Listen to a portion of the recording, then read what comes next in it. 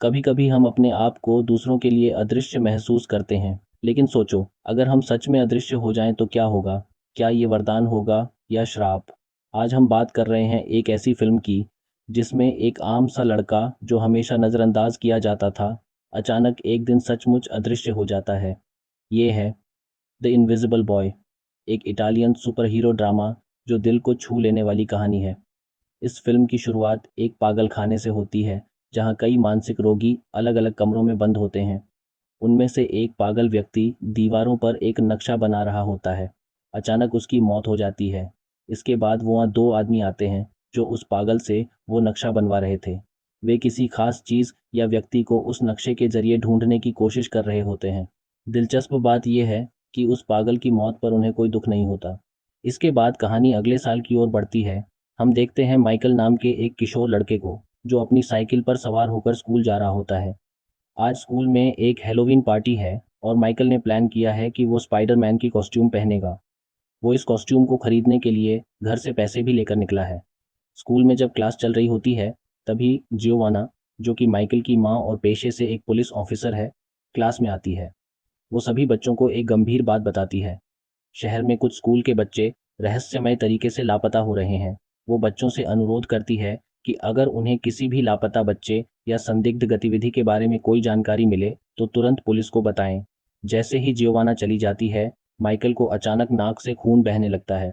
वो वॉशरूम की ओर चला जाता है। वहाँ पर वही लड़के आ जाते हैं जो अक्सर उसे तंग करते हैं। वे माइकल को डराकर उसके हाथ से वो पैसे छीन लेते हैं जो उसने अपनी स्पाइडरमैन की कॉस्ट्यूम खरीदने के लिए लाए थे। पैसे छिन जाने के बाद माइकल बेहद निराश हो जाता है और चुपचाप घर लौट आता है। हालांकि उसके पास थोड़े बहुत पैसे अब भी बचे होते हैं जो उसने छुपा कर रखे थे। वो उन्हीं पैसों के सहारे एक कॉस्ट्यूम खरीदने के इरादे से शहर की एक पुरानी और अजीब सी दिखने वाली दुकान पर जाता है। दुकान का मालिक माइकल को कुछ अनजाने से कपड़े देता है और कहता है कि यह एक चाइनीज सुपर हीरो की कॉस्ट्यूम है।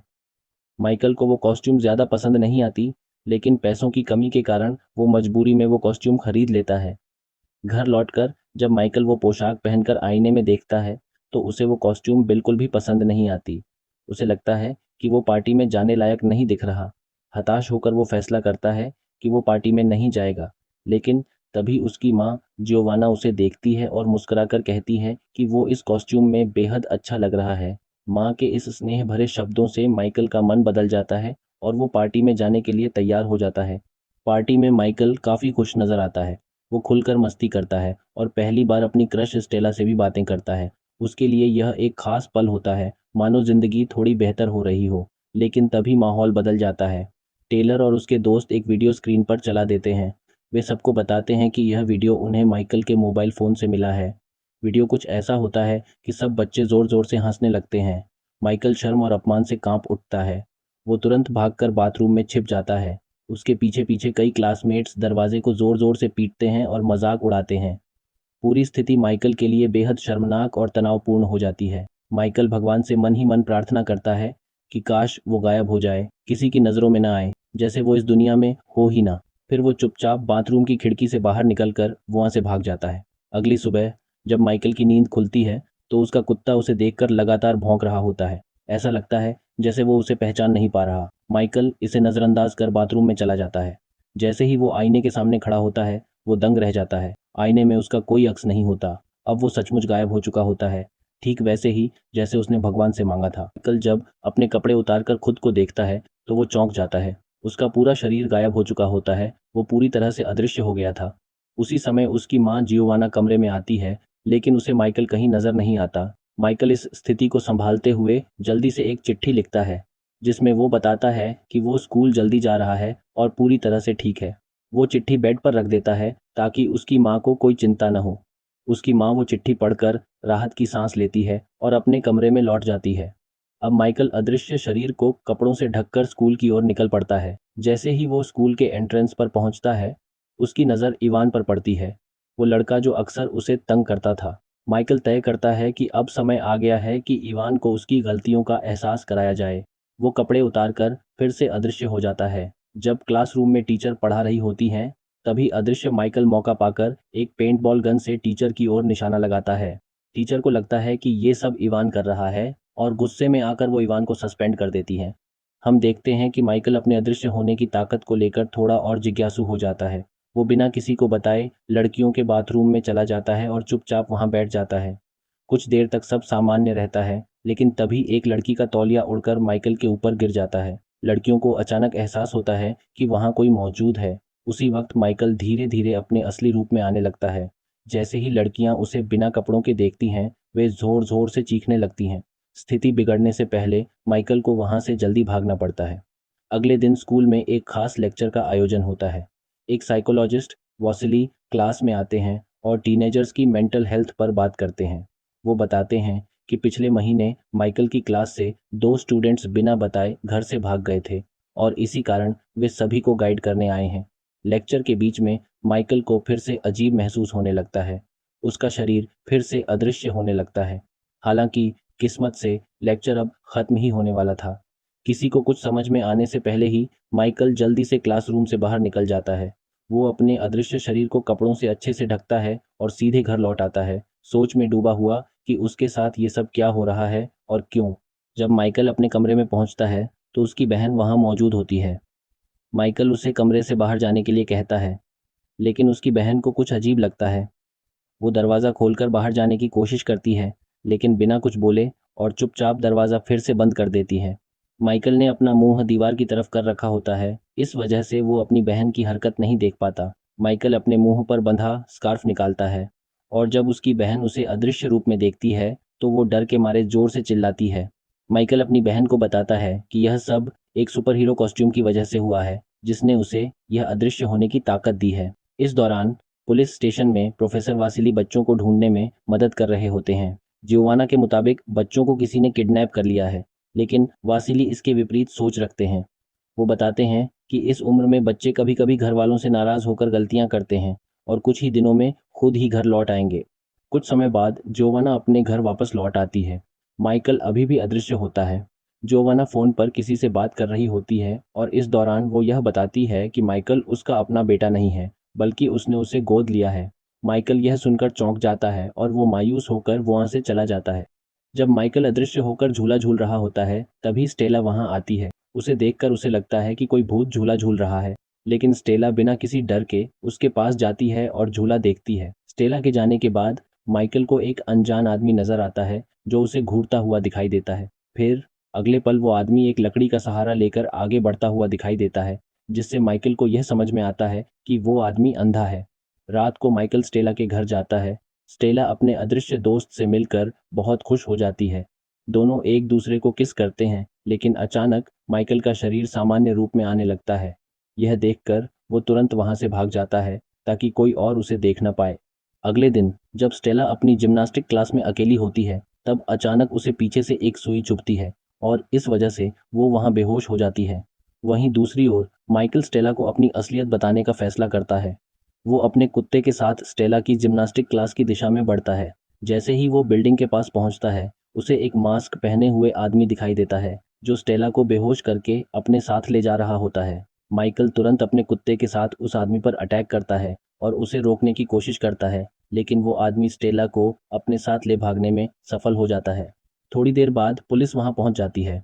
उन्हें इस बात का यकीन हो जाता है कि जो बच्चे गायब हो रहे हैं उनकी उम्र की वजह से नहीं, बल्कि किसी किडनैपर के कारण यह हो रहा है। जब स्टेला की आंख खुलती है तो वो खुद को एक लैब जैसे कमरे में पाती है। उसके सिर पर किसी प्रकार के वायर्स लगे हुए होते हैं। इस दौरान वासिली वहां उसके साथ पूछताछ कर रहा होता है। यहाँ पता चलता है कि वासिली ही बच्चों के गायब होने के पीछे का मुख्य व्यक्ति था। वो स्टेला के साथ कुछ टेस्ट करता है और फिर उसे एक सेल में बंद कर देता है। इससे पहले जो बच्चे गायब हुए थे, वे सभी उसी सेल में मौजूद होते हैं। अगले सीन में माइकल को बीच के पास बैठे हुए दिखाया जाता है। तभी वो अंधा आदमी वहां आता है जो पहले दिन पुल के ऊपर से उसे देख रहा था। माइकल के दिमाग में जितने भी सवाल होते हैं, वो आदमी माइकल से कुछ कहने से पहले ही उन सभी सवालों के जवाब दे देता है, मानो जैसे उसे माइकल के बारे में सब कुछ पहले से पता हो। जब माइकल उससे पूछता है कि वो कौन है, तो वो आदमी जवाब देता है कि उसका नाम आंद्रे है और वो माइकल का पिता है। माइकल को यह बात बिल्कुल भी यकीन नहीं होती। तब आंद्रे अपनी कहानी सुनाता है। आंद्रे बताता है कि वो पहले रूस के एक छोटे से गांव में रहता था। एक दिन उसके गांव में न्यूक्लियर हमला हुआ, जिसमें कई लोग मारे गए और जो बच गए उनमें कुछ अजीब बदलाव आए। कुछ लोगों में आसमान में उड़ने की क्षमता आ गई, तो कुछ लोग गायब हो सकते थे। ऐसे लोगों को स्पेशल कहा जाता था। सभी स्पेशल लोगों को एक मिलिट्री कैंप में इकट्ठा किया गया ताकि युद्ध के दौरान उनकी शक्तियों का इस्तेमाल किया जा सके। लेकिन मिलिट्री कैंप में कैंप का हेड इन स्पेशल लोगों की शक्तियों का इस्तेमाल उनकी क्षमता से कई गुना ज़्यादा करने लगा। जितना भी स्पेशल की शक्तियों का इस्तेमाल किया जाता, उतने ही स्पेशल कमज़ोर होते जाते थे। माइकल के माता-पिता को छोड़कर बाकी सभी लोग स्पेशल बनने के कारण इनफर्टाइल हो गए थे। आंद्रे के पास लोगों का दिमाग पढ़ने की शक्ति थी और माइकल की माँ गायब हो सकती थी। दोनों एक दूसरे से प्यार करने लगे। एक दिन माइकल की माँ ने माइकल को जन्म दिया। वो पहला स्पेशल बच्चा था, लेकिन जैसे ही वो पैदा हुआ, कैंप में काम करने वाले लोग उसे अपने साथ ले गए। उन्हें डर था कि वे बच्चे के साथ कुछ गलत ना कर दें। इसलिए आंद्रे और माइकल की माँ उसे लेकर वहाँ से भाग जाते हैं। कैंप के लोग दोनों का पीछा करते हैं और एक एनकाउंटर के दौरान माइकल की माँ मारी जाती है। आंद्रे जैसे तैसे माइकल को लेकर भागने में कामयाब हो जाता है, लेकिन आंद्रे जानता था कि माइकल उसके साथ सुरक्षित नहीं रहेगा, क्योंकि कैंप के लोग कभी भी उसे पकड़ सकते थे। इसलिए उसने माइकल को जियोवाना के घर के सामने छोड़ दिया। इससे पहले कि उसने जियोवाना को ढूंढा, आंद्रे ने उसके दिमाग को पढ़कर यह सुनिश्चित कर लिया था कि जियोवाना एक अच्छी दिल वाली औरत है। इसके बाद आंद्रे माइकल को बताता है कि अब दुश्मनों को ये पता चल चुका है कि स्पेशल किड यानी खास शक्तियों वाला बच्चा इसी गांव में रहता है, लेकिन उन्हें अभी तक यह नहीं पता कि वो बच्चा कौन है। इसीलिए वे लगातार बच्चों को अगवा कर रहे हैं ताकि उन पर परीक्षण कर यह पता लगाया जा सके कि असली स्पेशल किड कौन है। उसी वक्त आंद्रे को महसूस होता है कि कोई उनकी बातें छिपकर सुन रहा है। ऊपर एक आदमी मौजूद होता है जिसे आंद्रे पर शक होता है और वो पुलिस को कॉल कर देता है। आंद्रे जल्दी से माइकल को एक खास ड्रेस देता है जो पहनने के बाद उसके साथ साथ अदृश्य भी हो सकती थी। इसके बाद आंद्रे उस शख्स की याददाश्त मिटा देता है और वहां से चला जाता है। थोड़ी देर बाद पुलिस प्रोफेसर वासिली को साथ लेकर वहां पहुंचती है, लेकिन उन्हें कुछ हाथ नहीं लगता।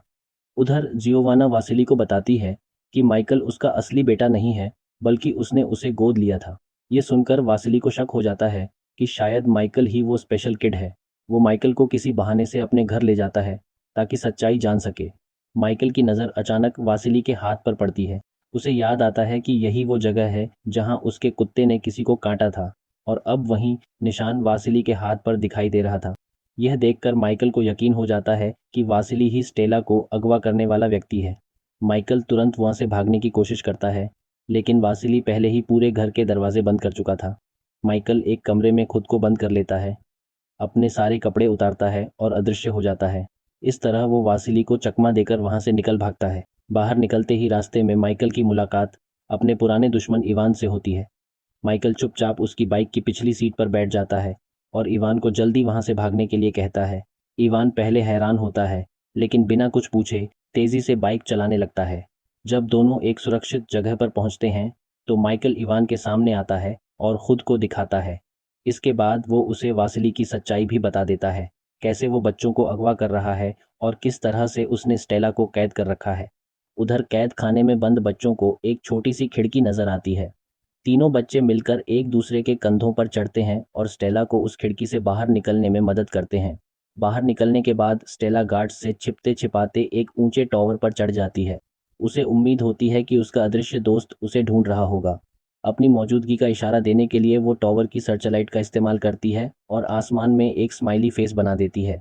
दूसरी ओर माइकल जब आसमान में वो स्माइली देखता है, तो तुरंत समझ जाता है कि यह इशारा स्टेला की तरफ से है।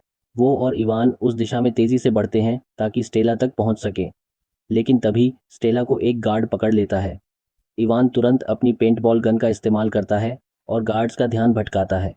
इस मौके का फायदा उठाकर माइकल बिल्डिंग के अंदर घुस जाता है ताकि वो स्टेला को बचा सके।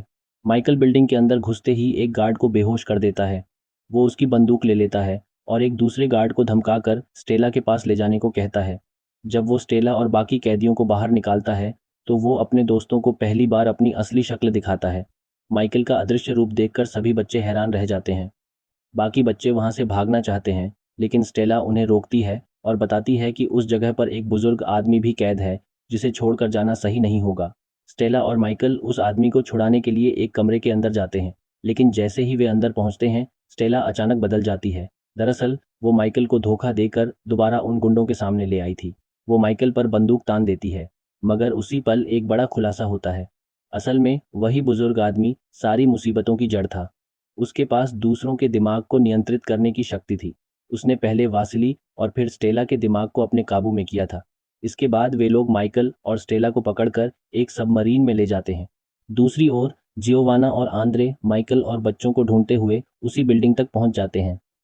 वहां उन्हें इवान मिलता है, जो उन्हें अंदर की स्थिति के बारे में बताता है। इसके बाद वे सभी जल्दी से बिल्डिंग के अंदर दाखिल होते हैं। उन्हें पता चलता है कि बिल्डिंग में बम लगाए गए हैं और कुछ ही सेकंड में वो पूरी तरह तबाह होने वाली है। वे फौरन दो बच्चों को वहां से निकालते हैं। इसी दौरान उन्हें वासिली भी मिलता है।